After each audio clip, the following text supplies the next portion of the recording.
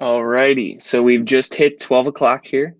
I wanted to welcome everybody to the 2021 OU Student Congress Vice Presidential Debates.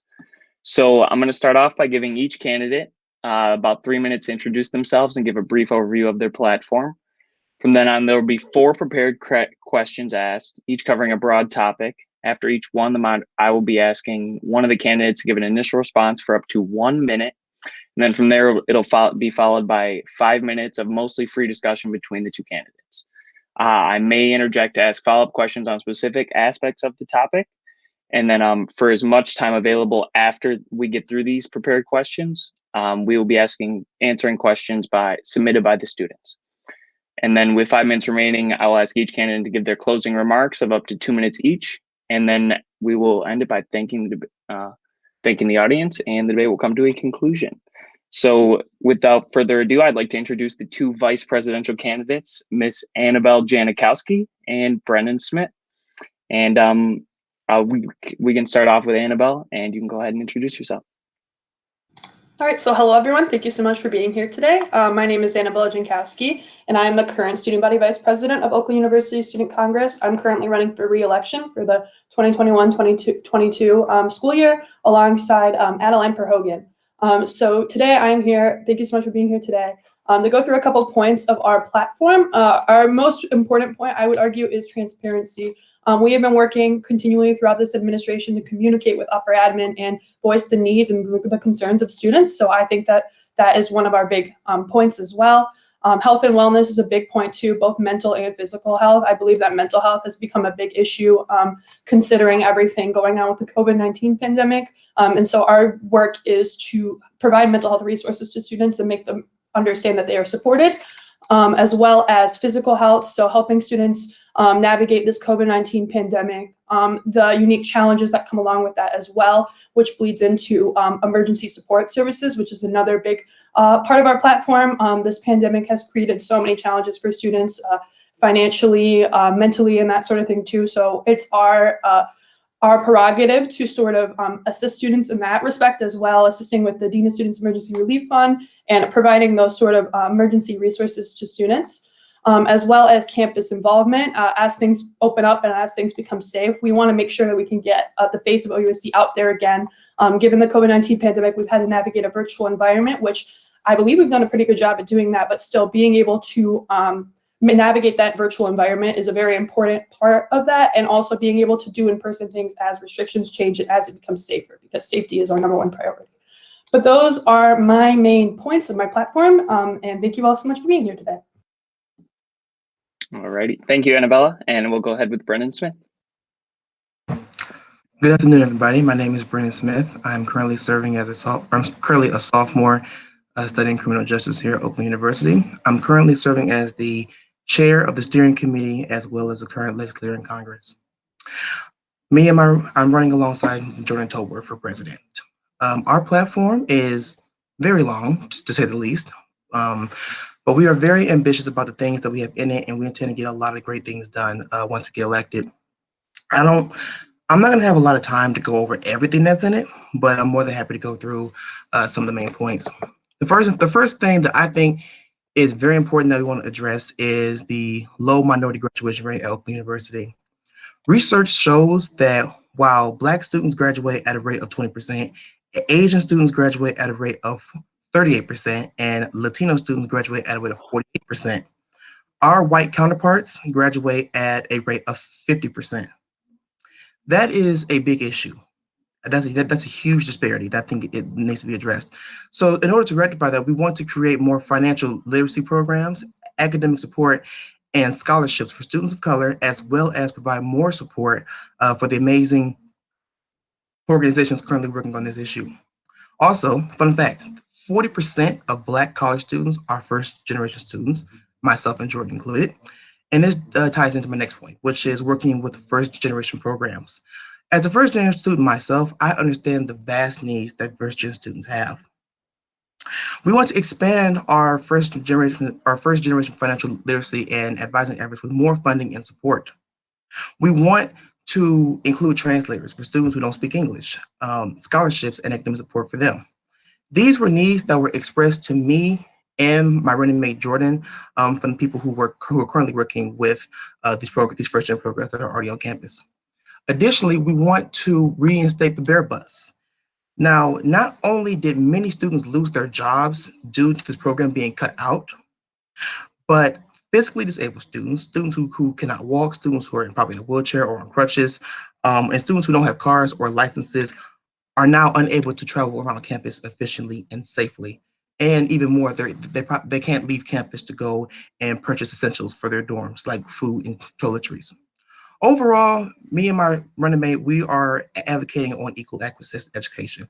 There should be absolutely no barriers to prevent students from obtaining a good education. I want to reduce and remove barriers put into place for marginalized groups and to ensure that all students' voices are being heard. And if we are elected your next president and vice president, we're going to make sure that happens. Thank you. All right, thank you, Brennan. So I'll get started with our first question, the topic being leading the university into the transition from our current COVID climate into one that looks more alike the one we've grown accustomed to over the years. So I'll start this one off with Brennan, given I led off with Annabella in the introductions. How do you intend to ensure that there's a safe and efficient transition out of the current COVID-19 learning environment into one that is similar but not the same as we are used to? So the first thing I think is important is that we want to educate the students on the importance of getting the vaccine.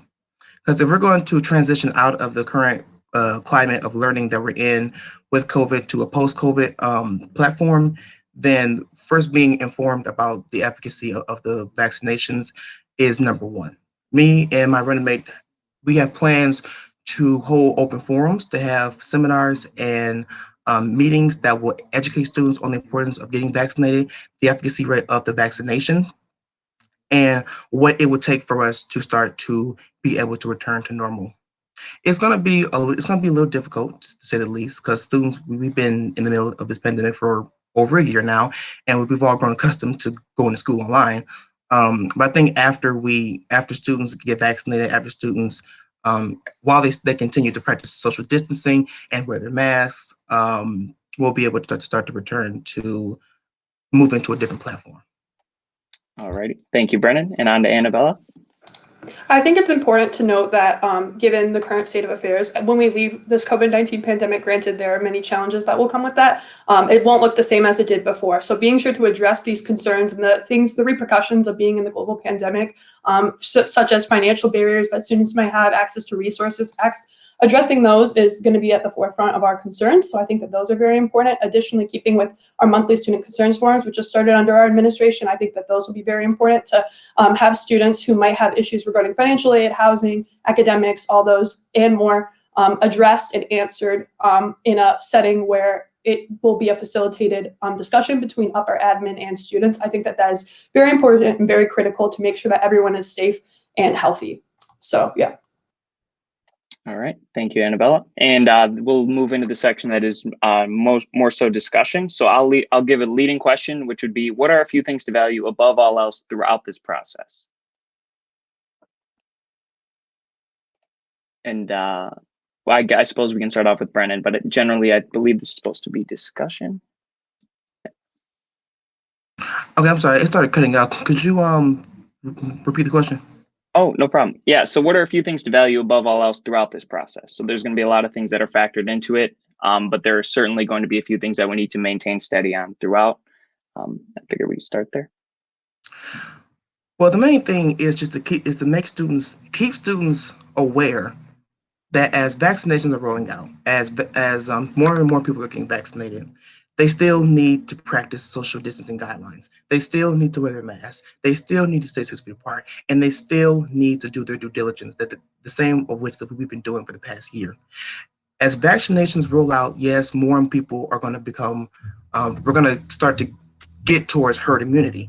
But this is not the time. It's not going to be the time to let our guard down. We're still going to have most things most things virtual, most events, most meetings, most everything is still going to have to be in person as vaccinations are rolling out. So our administration is going to make sure that students understand that they still need to do the things that they've been doing, even as vaccinations are rolling out. Because even though more and more people are getting vaccinated, this is not going to be the time to let our guard down, not the time to start letting up. We still have to be aggressive in how we deal with this virus, because it's still very prevalent in the world. It's very prevalent in the state of Michigan, and it's very prevalent everywhere. And it's still taking lives. It's still making people sick, and it's still causing distress to all students. So we still need to make sure that we're doing what we're supposed to do, and we're wearing our masks, we're staying 6 feet apart, and we are doing everything we can to keep ourselves safe and everybody else safe, even as we start to move forward with the vaccinations. I agree with the sentiment about spreading information and being sure that everyone is doing their due diligence, because this pandemic is a team effort and we all need to work together on that, but also promoting communication as well. Because I know this pandemic has caused so many unique challenges for students, faculty, staff, and everyone around the world alike. So making sure that we are addressing those concerns, whether they be financial, whether they be getting people access to resources, and all the other unique challenges that come alongside with the COVID-19 pandemic. I think that addressing those as well is important to make sure that every student has access to all of the resources that they need to succeed. So being able to provide those resources to students is going to be critical as well, because I know that this virtual environment has caused so many unique challenges for students, faculty, and staff, everyone in the OU community alike. So making sure that we are providing resources that extenuate beyond just virus response, even though that is very critical and very important, but providing these other resources as well, because you cannot be successful unless you are fed, have a roof over your head, and all that stuff. Making sure that those are priorities too for students is very, very important. So yeah. All right, thank you, Annabella. And with that, we can go ahead and move on to our second topic. So we'll just do, how do you intend to improve and maintain relationships with faculty and officials across campus? And I'll have Annabella lead off this one. Yeah, so I think one thing that our administration has done is we've started to do these monthly student concerns forums where we will get administrators from all across campus into one setting where students will be able to communicate with facilitated communication to students. And I find that that's a really good way for people to convey their points, because that way it's not going through multiple levels of he said, she said, and that sort of thing. Being able to address them directly is very important to me.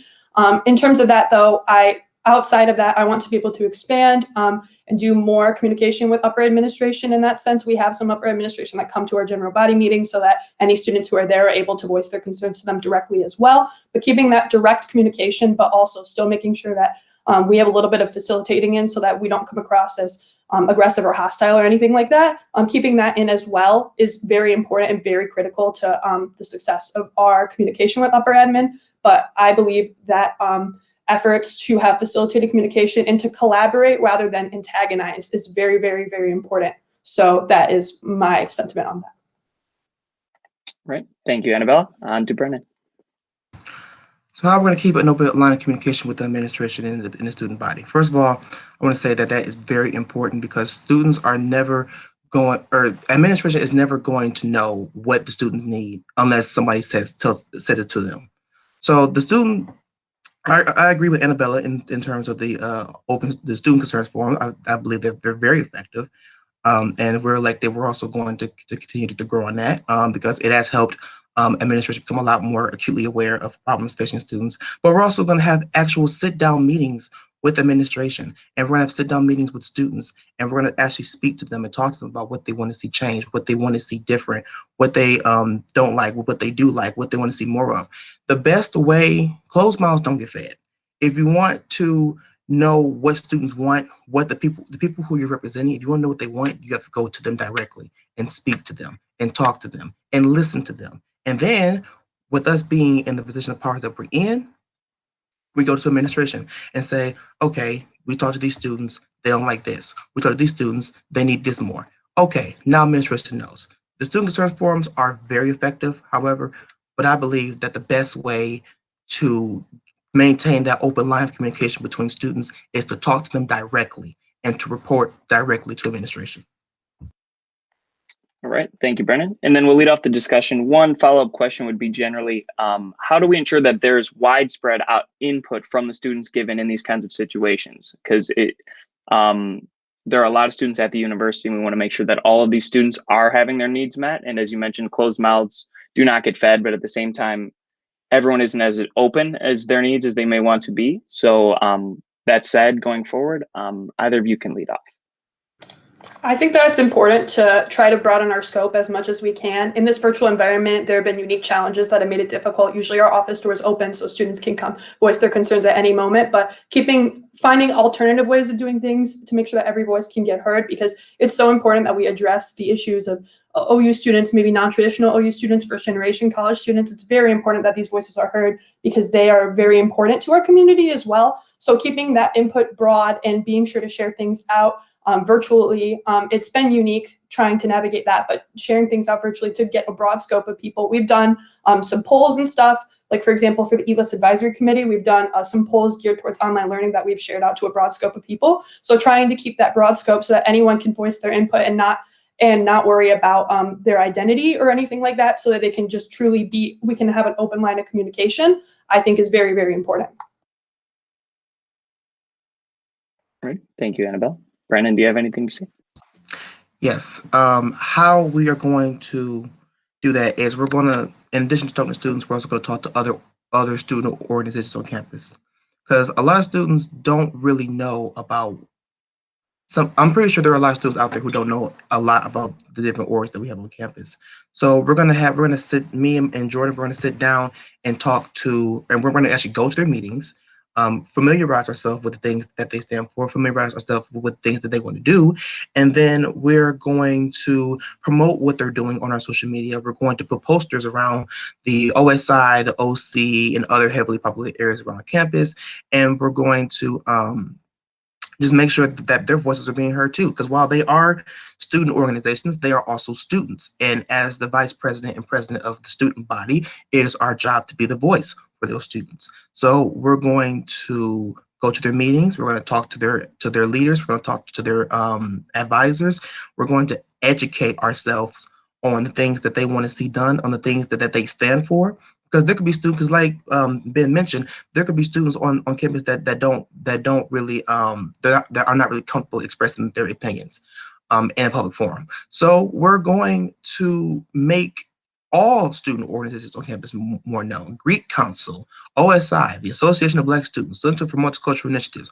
All these programs on campus are designed to help students feel more inclusive, especially in the times of a global pandemic where everything's been reduced to virtual. So student org meetings and spreading the word about the things that they stand for and the things that they do on campus, I think is very important. And that's what we're going to do. Great. Thank you, Brennan. And we have about 30 seconds left. So if either of you would like to add anything else, that's fine. If not, we can move on to the next topic. All right, on to the next. So the next one would be, what are some of the most important qualities a sitting president and vice president need to have? And with that, I'll lead off with Annabella. I think definitely communication is key. You know what I mean? Having that ability for students to come voice their concerns and also to relay those to upper admin is very important. But I also think that it's important to consider that you need to be collaborative as well, being able to realize that we might need to meet in the middle on some issues, you know what I mean?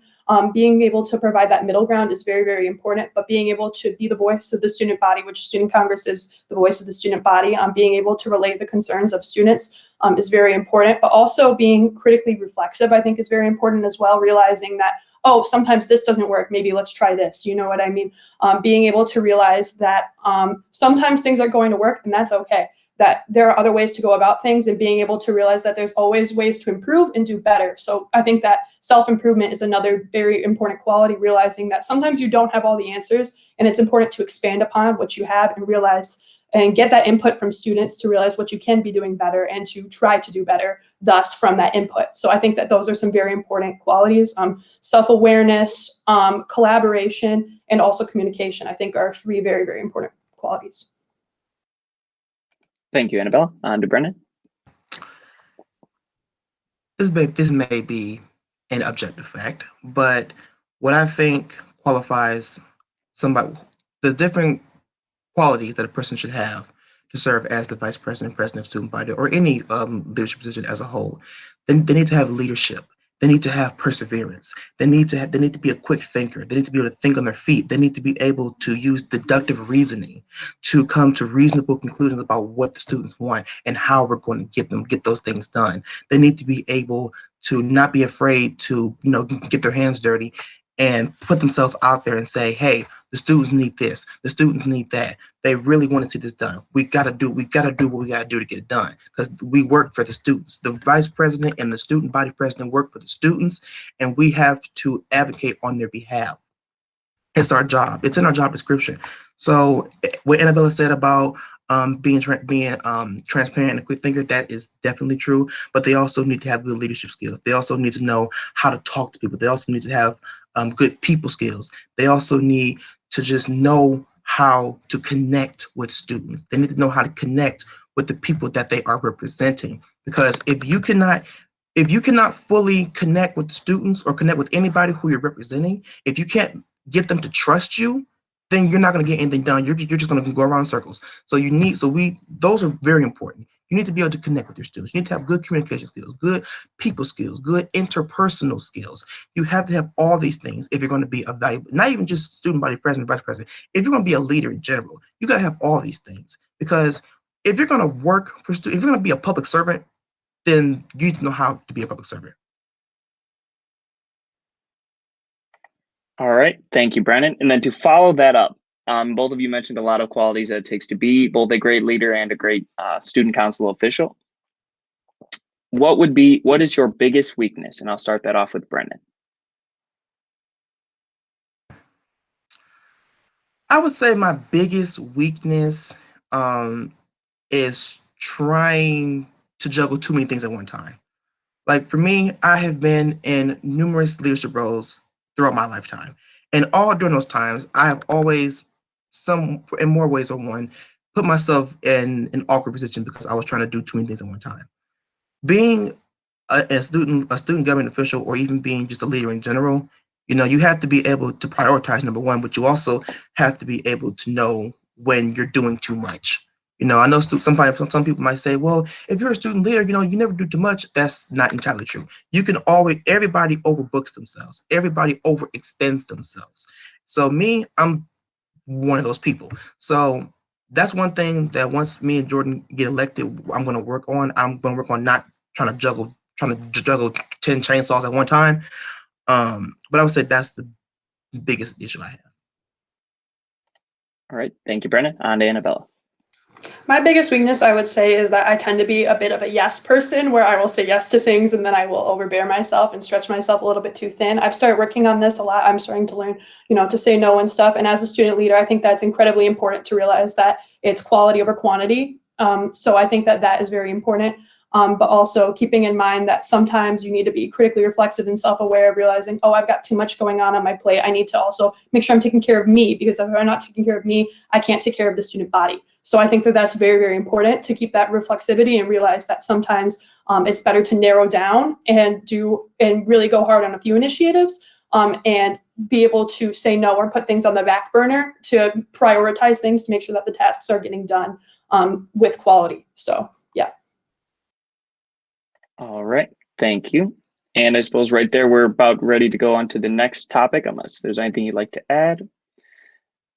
So of the things listed in your platform, what is the most important thing you'd like to achieve? And I'll leave that off with Annabella. I would definitely say that mental health is very important. I know so many students are struggling with that right now, given the COVID-19 pandemic, and even prior to that, so many things are going on in our world, and I know so many students are struggling with that.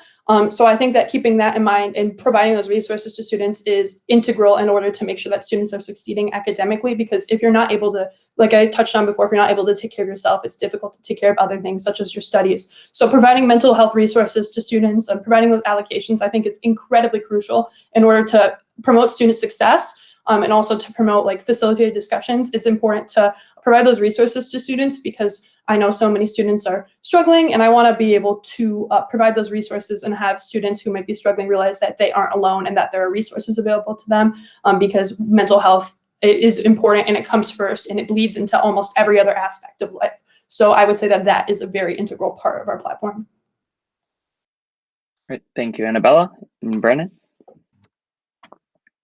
There are a lot of integral parts of our platform as well. Mental health is definitely a big issue. But for me, I would say the biggest thing that we want to accomplish is the minority graduation rate. These statistics that I mentioned in my opening statement, they are alarming. they are disappointing, and they are just completely baffling to know that not even just African American students, but minority students as a whole, Asian students, Latino students, they are graduating at a disproportionately lower rate than our white counterparts. So if, let's just say, a African American student is doing a 4-year degree, that means that they will probably finish their degree, 20% of them will finish their degree in 4 years, which means the other 80% of them will graduate in either 6 years, 7 years, 8 years, or they'll just drop out altogether. That's an issue, because when students drop out of college, that ultimately helps decline the graduation rate. And it shows that the university is probably not doing enough to help students stay in school and to succeed, especially with first generation college students. That's why we're advocating so hard for financial aid literacy. Helping students understand what's on their financial aid package, what they're getting, how they keep it. And for first gen students, their parents probably didn't go to college, so they probably don't know anything about the FAFSA. Having discussions and forums about what's on the FAFSA, how to fill out the FAFSA, what the FAFSA will say once you're done with it, or once you get it back. Those are important. Those are things that's going to help students stay in school. Those are things that are going to help students succeed once they get into school, and they're going to help students graduate in a reasonable amount of time. Saying that saying a Black student will graduate in 6-7 years, and then contrast that with saying a non-Black student will graduate in 4 years because they have better resources, that's not right. That's not right at all. So what we're going to do, that's the biggest thing I say that we would accomplish if we only have one thing to do, is the minority graduation rate. Because not only will that uplift the minority community, but it'll also uplift and raise the overall graduation rate of the university and show prospective students who are coming in from high school and probably other universities that we care, and that we will do everything in our power to make sure that when they come to OU, that they graduate within 4 years or less, and that they will have all the support in the world behind them to make sure that they don't fall behind.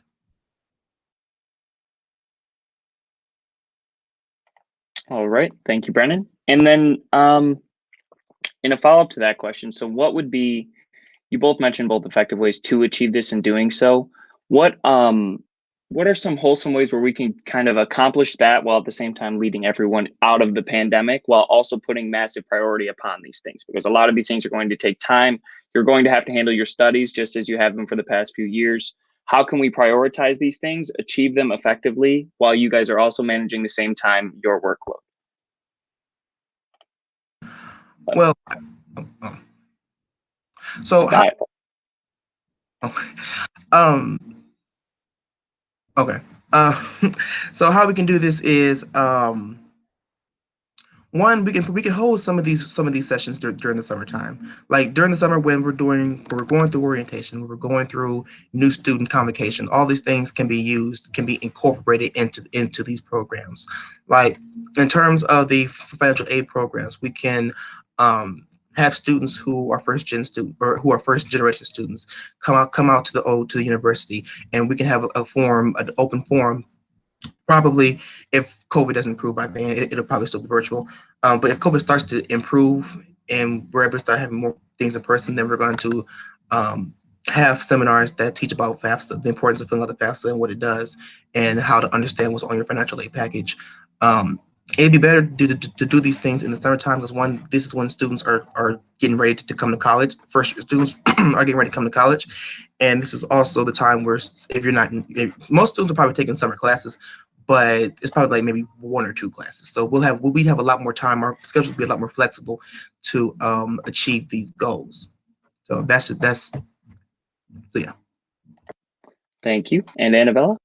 I think the issue of mental health is incredibly relevant to the pandemic, considering that mental and physical health do go hand in hand. So I think that the first thing we would do is we would work on promoting already existing resources, and then collaborate with Graham Counseling Center to create new resources for students that might be a little bit more accessible to those who might not be able to access them, but also keeping in mind that we need to be nimble and flexible as we navigate out of this pandemic, because it might look a little weird we might not be able to open right away. So I think that keeping that in mind and realizing that we need to be like reflexive and willing to adapt given the current situation and the fact that these times are uncertain, I think is very important. But also promoting physical and mental health resources is integral in order to make sure that people are able to enter this pandemic healthy in a physical sense, but also healthy in a mental sense. All right. Thank you, Annabella. And if either of you would like to add anything on the last from the last four previous topics mentioned, you can go ahead and do that right now. If not, I will drop so we have questions that have been submitted over the past couple weeks by students specifically. So I will be leading off with a few of those. And then in addition to any students or students specifically in this chat, I just dropped the link to the survey itself, and I'll be keeping an eye on that throughout. So if you have any questions you'd like to have asked, we'll try and get them asked by the end of our time here at 1 o'clock. So to start off, so regarding the current environment of OU student workers being treated poorly at the university and housing especially, where would your respective administration stand on the issue, and what would you do to support student workers specifically? I totally understand all the frustrations coming from housing employees. Being a former desk attendant and former night watch desk attendant myself, I understand the frustrations. I believe that the best way to approach this is collaboratively as well, keeping open discussion and facilitation while still being sure to address our grievances and air those out. It's very important. But keeping that open line of communication and realizing that that there's a certain way to go about getting what we want and promoting what we believe is very, very important in order to ensure that our voices are being heard, but also not misinterpreted is very important. But also being sure to not back down from what we believe and how we are, but still being able to realize that there are certain financial challenges that the university has had and that we need to meet in the middle on certain issues, but still being sure to advocate for the student body, advocate for the voices who may be experiencing difficulty. I totally empathize as someone who has experienced that difficulty myself, but keeping in mind that it's important to foster that collaborative relationship rather than an antagonistic one. Thank you, Annabella and Brennan. So what my administration will do to support the students that are affected, we will draft legislation and resolutions that support them and say that we're there for them. We are going to make sure that they know that we're in their corner, that we're behind them fully, and help them understand and do whatever else we can to let them know that we're there for them. Because a lot of students have been negatively affected by the cuts on campus, such as the soap program being cut out, the organic farm, the student organic farms, they don't get nearly enough funding to keep their programs going. So we're going to draft legislation that will allocate funds to help them keep their programs up and running, which also plays into our sustainability platform, because soap programs like soap and the organic farms, those are jobs, those are organizations that help students who believe in saving the planet keep up their values. So for them to not have enough money to even be able to sustain that is not not good. So we're gonna draft legislation and resolutions that will allocate funds to help those organizations like the organic farms and work to even help bring back soap. So we understand that students have been negatively affected, especially students who have lost, who are being affected by what's going on with housing, which is a very, very unfortunate situation. But they're going to have the full support of the Tolbert Smith administration behind them, and we're going to yes, draft legislation, but we're also just going to make sure that they know that we're behind them and that we back them 100%. Ready? And then a follow-up to that would be, have you signed onto the OU Student Workers Coalition petition? Why or why not? And I'll lead that off with Brennan. I have signed the coalition because I believe I'm just completely appalled at what's going on with housing right now. It's absolutely atrocious. It's absolutely disappointing. It's absolutely unimaginably disappointing to see what's going on. So I support all students who work on campus, students who are working as working as resident assistants, students that are working as desk workers, night watch attendants. Those students are losing benefits. Those students are taking pay cuts. Those students are taking time out of their schedule to provide for the university, and they're having their benefits cut and stripped from them.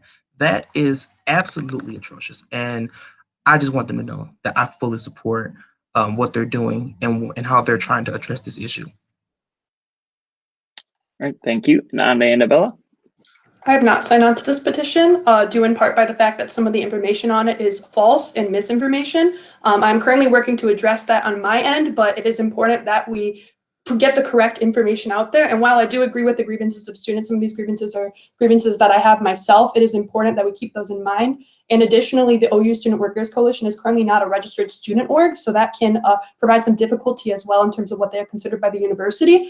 While I do understand the grievances and I do very much agree with them, I think that there are other ways to go about addressing them, and I think that's very important that we consider those, and also that we get the good information, so that through a facilitated communication with housing and the other employees of the university, so that we are not providing misinformation or anything like that, because it's very important that we have the right information in order to have actual discussion based on facts. So I think that that's very important. And I do understand the grievances, but I have not been able to sign on to the petition yet, due in part by the fact that I want to make sure that the right information is being communicated and across in order to foster that collaborative relationship again versus the antagonistic relationship. Thank you, Annabella. I do think you raised an important point. So my follow-up question to that would be, so just because a cause's intentions are just and they are right and they are something that we as a group would like to achieve, how can we as an administration work to ensure that these things are tangibly put out there instead of just writing the cause itself and pushing things in our direction? And I'll lead that off with Annabella as well. I think it's super important to have that open line of communication, again, realizing that there are ways to go about things. There are very tangible ways through Student Congress to address these grievances, and going through those as well. For example, meeting with the Director of Housing, Jim Zennemeyer, would be an integral way to address these concerns. So and also to clear up some of the misinformation, because as a student employee myself, I don't have all the answers, and being mindful of the fact that I don't have all the answers and there's always more to the story is very important. But keeping that air of communication and collaboration while still maintaining transparency is very important, in order to make sure that there's tangible things being done, and realizing that we might have to meet in the middle on some issues, and that there are some capabilities that are fully not available anymore, like such as financial resources and stuff. Keeping those in mind and realizing, okay, it stinks, for lack of a better word, but there are still ways that we can handle things, and there are alternative ways to handle things and still make sure that students are being supported and heard and taken care of is very important. But realizing that in order for tangible things to occur, we need to have collaboration and realize that sometimes it might result in compromise. Thank you. And Brendan? I want to first talk about the issue of misinformation. I'm very well versed, and I am somewhat well versed in the issues facing and I am not aware of any misinformation that was put out in terms of this organization. I know the people who organize this coalition, and they are reliable sources. I do not fully believe that there is misinformation out there about them. There may be maybe a word or two, but none that I've heard of. That's just, I'm putting that out there. Number two, I wholeheartedly agree with Annabella in terms of keeping the transparency, because we don't want students to be supporting something and they don't even know what it really is.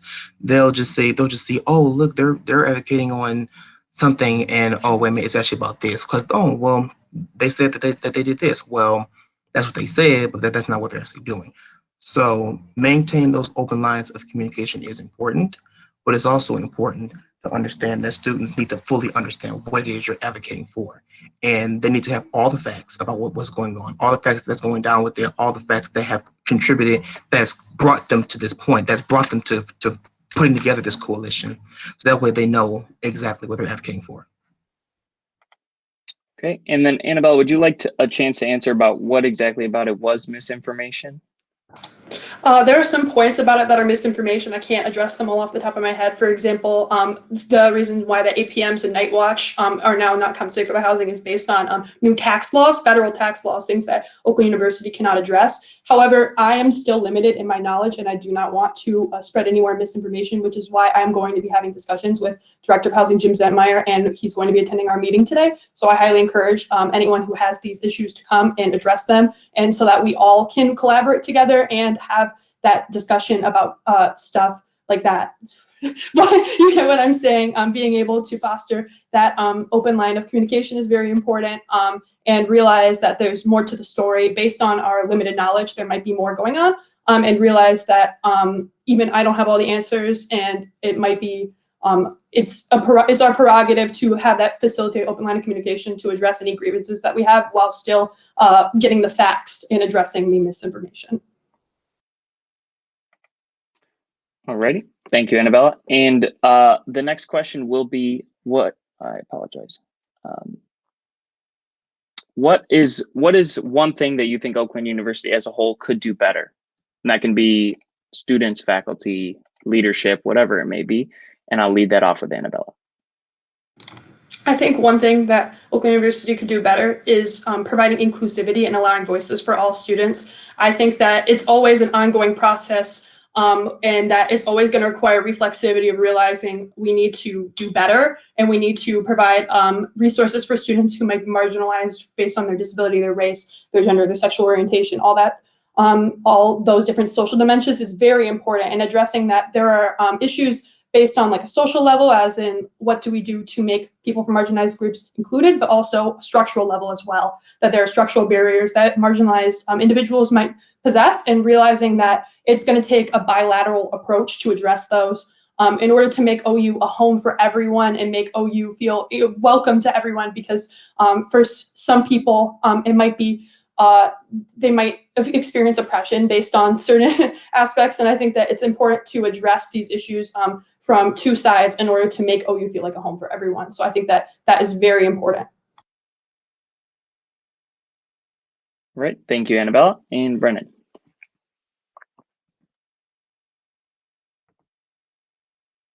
Okay. I realize that there are some administrators that are in this debate right now, so this is not to bash anybody, but one thing I think the university could do better is educating the students more on topics that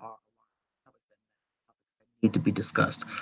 I can almost guess that there are people in this call who do not know anything about those statistics that I read off earlier in my opening statement about the graduation rate amongst minority students. That is a substantially big issue that has not been addressed.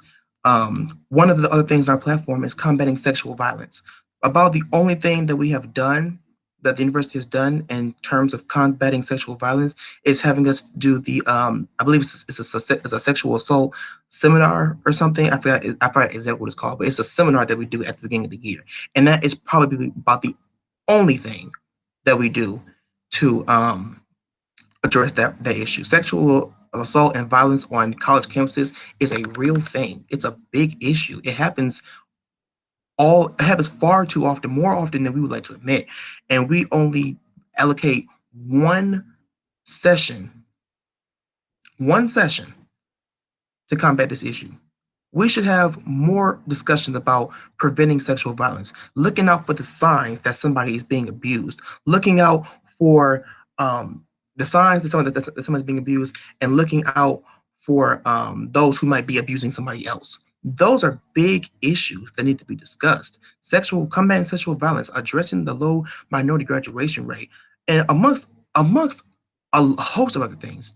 I'm pretty sure nobody in this call knew anything about those things. And because we don't know, our university is not educating us on those things. So our administration, we're going to make those things known. We're going to make it known that Black students graduate at a disproportionately rate than our white counterparts, and so the same for all the minority students. We're going to work to educate students on the importance of understanding the signs of sexual violence, or that somebody is sexually being sexually violent towards somebody else. We're going to do all those things, and there are a plethora of other topics that are never addressed, are never looked at, that we're going to look at as well. We want to be transparent. We want students to know about these things. Well, we need to tell them. The students can do their own research, but if they see that their university is not advocating for these things, then they're more than likely not going to do it either. All right, thank you, Brennan. And the next one would be, are there any specific environmental projects they would like to undertake to improve campus sustainability? And I would start that off with Brennan.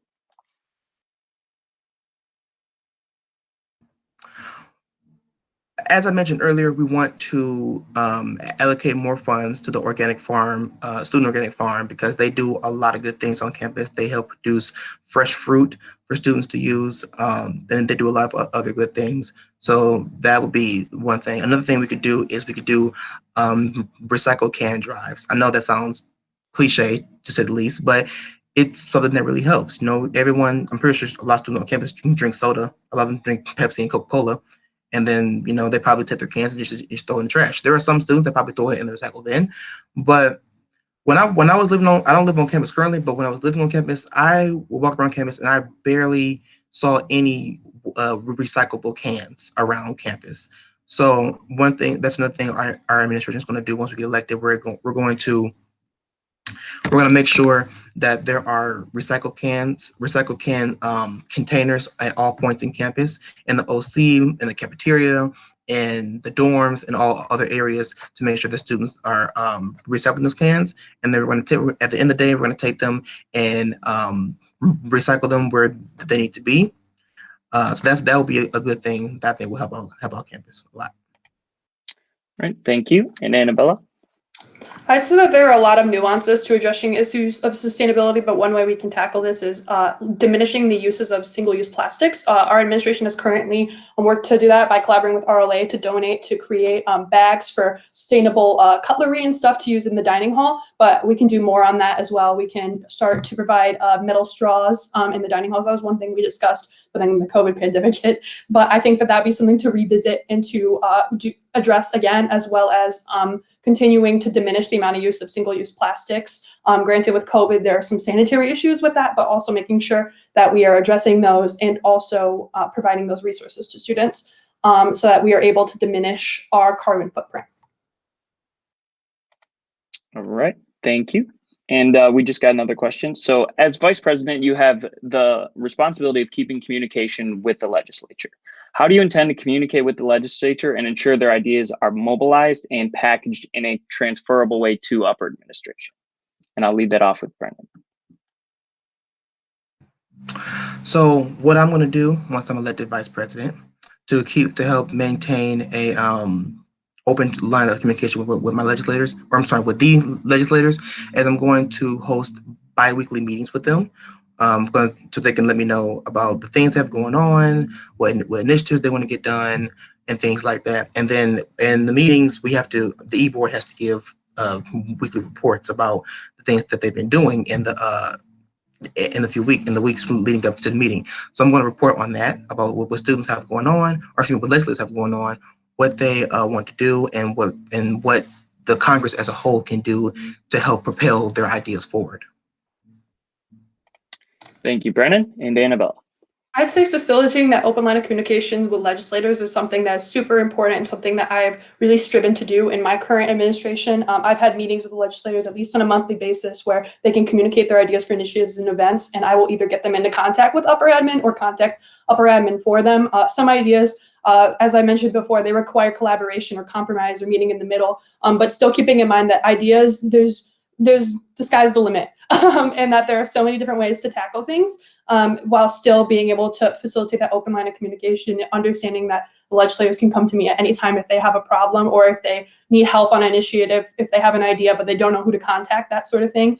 I want legislators to be able to handle things themselves if they're comfortable with that, as in, like, if they want to reach out to upper admin, they're more than welcome to do so, but if they would feel more comfortable with me doing so, I also want to provide that as well. But basically just helping legislators achieve their goals is a very important facet of my job, and I would hope to continue to facilitate that relationship as well if I am reelected. All right. Thank you, Annabella. And one probably closing question, likely depending on the time we take. How will you encourage widespread voter participation heading into 2022? And I'll lead that off with Annabella. Voter engagement is super important. College students have been disproportionately the lowest age group in terms of voting, so I think it's super important to provide not only resources for students to register to vote, but also to be informed about voting, depending on no matter what decision they want, to have the facts to understand what certain proposals and policies would do and how it would directly affect them is super important. So I think encouraging voter registration, both virtually and physically, is super important, while still giving students the tools that they need to make an informed decision come the voting day is super important. And I would like to continue with my current administration's initiative to eliminate classes on election days. I think that that's super important, given the current state of affairs. I think that's super important that students have a day off to go vote, because no one should have to have that barrier to vote is super important. But still keeping in mind, keeping students registered and informed are two very, very important things. All right. Thank you, Annabella. And Brennan? When I ran for legislator a year and a half ago, one of the things that I advocated for was voting rights. People have literally died for our right to vote. They have literally been beaten to death, arrested, shot, tear gas, any other unimaginable assault for our right to vote. So everybody needs to vote. Everybody needs to make their voice heard. Everybody needs to. Everybody just needs to vote. What I'm going to do to continue to promote voter registration and voter engagement and civic engagement is to work closely with the civic affairs director of our administration. And we're going to continue to promote, we're going to continue to do tabling to get people registered to vote. We're going to continue to do Free Stamp Friday, which will help students be able to send out mail-in ballots. We're going, me, Jordan, and the civic affairs director and the civic affairs committee are going to continue to do all these things to make voting, to educate students on the importance of voting. Because a lot of students don't get the point of voting. In 2016, a substantial amount of people did not vote in that election. In 2020, that and more voted in the 2020 election, which means that a lot of people got more educated on why it's important to vote. A lot of people think, I'm just one person. My vote doesn't matter. No, your vote does matter. Every voice matters. When you want to choose your leader, when you want to choose who's going to run whatever you're voting for, whether you're voting for president, whether you're voting for a senator, whether you're voting for a district attorney, whether you're voting for attorney general, your voice matters. So everybody needs to vote. So I am going to work with with the civic affairs committee and the civic affairs director, along with the president, to continue to promote voter engagement, to continue registering students to vote, to continue to educate them on why they need to vote. All right. Thank you, Brennan. And then if we can squeeze in one quick question in the next 3 minutes. So it'll be, what can we do to ensure that students who are both vegan, gluten-free, and have a lot of dietary restrictions are accommodated in the cafeteria and food places across campus? I'll lead that off with Brennan. How we're going to make sure that students who have dietary restrictions are their needs are being met? We're going to meet with the director of Chartwells of the dining halls to discuss with them the things that they serve on their the menus. We're also going to work with the IT department, those who make the apps that we use. Excuse me, those who suffer from celiac disease. I'm sorry, it was blanking. They of course can't eat gluten, so we're going to make sure that the cooks in the kitchen are not serving anything that have gluten in them, and if they do, that there will be a warning. We're also going to work to have those warnings put on the apps that people use to know what's going on to know what they're serving in the cafeteria, so that way they won't go in blindsided. There should also be a warning on the menus that are actually posted above where the food is being served that says does contain gluten, may contain gluten. Because when I was on campus, I never saw that. So that's one thing we're going to make sure is getting done. Gotcha. I didn't want to cut you off there. We're running short on time here. Annabella, go right ahead. We can go over 1 to 2 minutes if need be. Sounds good. I'll be quick. I think that it's important to work through this through the Campus Food Committee, which is the aspect of SAFAC where we communicate with Chartwell's and the Oakland Center administration to provide food for students who are both housing and commuter students. Working with them to not only provide transparency about the already existing gluten, vegetarian, and vegan options, but also providing more of those and providing warnings, as Brendan mentioned, is very important because in order for students to perform well, they have to eat well and be properly receive proper nutrients and proper energy in order to perform well. So I think that that's incredibly important. So working with them to find ways in order to maybe that's adding extra placards and signs in the dining hall and the cafeteria so that students are more aware of these options. So increasing awareness and increasing the availability as much as we can are the two best ways to combat this issue. All right, and then we'll utilize these last couple minutes. Each candidate will get 2 minutes each to walk through their closing remarks, and I'll start that off with Annabella. For sure. So thank you guys so much for coming to the debate. I hope you consider me for re-election. I'm very proud of some of the accomplishments that we've made in the administration, such as creating the first ever first generation scholarship fund, first ever anti-discrimination syllabus bill, but there's still more that we can do. So I want to be able to further promote these initiatives and realize that some of these initiatives are longer standing and they take more time. And while still maintaining the voice of the student body and realizing that we have to be nimble in this environment, like I mentioned earlier, we might be virtual today, but who knows what the future could hold. So being able to be flexible and transparent while still listening to students' concerns and being able to advocate those to upper admin while being collaborative is very, very important to me. But I think that it's super important that we foster this relationship. And I think that the issue of mental health and emergency support and COVID-19 pandemic responses are going to be very, very critical to this upcoming year. And I hope that my administration can provide the resources for all students in order so that they're able to have a successful education in the 2021-2022 school year. So I want to thank you all again for coming out today. And I encourage you to consider voting for myself and Adeline in the upcoming election. Thank you. All right. Thank you, Annabelle and Brennan.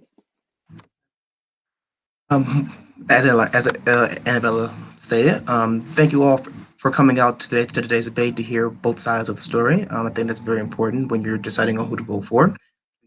Leaders, as you have seen in these last hour or so, and if you've read our platform, you've seen that I, alongside my roommate, or my running mate, am running to be the voice for the students, to be the driving force behind their concerns, and to be the driving force behind what they want to see done. I want to ensure that every student at Oakland University's needs are being met. All students deserve someone who will fight for their right to education. Raising the minority graduation rate, reinstating the Bear Bus, supporting first-generation college students, combating sexual violence, funding sustainability programs, these are all things that me and Jordan are very passionate about and are excited, more than elated, to work on once we get elected. My opponent has made a wonderful vice president in the last administration. She's absolutely great. But the one thing I would say that her platform is probably lacking is the drive for change, the drive to implement new ideas. So I'm forced to ask the questions, in their platform, where exactly is the support for minority students? Where's the support for physically disabled students? Where's the support for student workers, those who are getting ready to lose their jobs, students who can't go back and forth around campus because they are on crutches or they're in a wheelchair or they were unfortunately born without limbs? Where is all of that? Where's all those factors at in their platform? I would say it's with me and Jordan. And if we are elected, your next president and vice president, all these things are the things that we're going to fight for and all the things that we are going to achieve. So I do hope that we can win your vote on March the 12th. Thank you. All right, I want to thank all 5 people that did come attend the vice presidential debate. Please feel free to do some background research on all of the candidates, their platforms. They're all available on social media. I'm sure the candidates have no problem responding to any emails with personal questions or anything like that. So yeah, as you would treat it in any election or anything like that, do your research, find the candidate that you believe in that's going to stand for what you do, and have a good rest of your day, and we'll see you tomorrow at noon for the presidential debate between Adeline Perhogan and Jordan Tolbert. Thank you.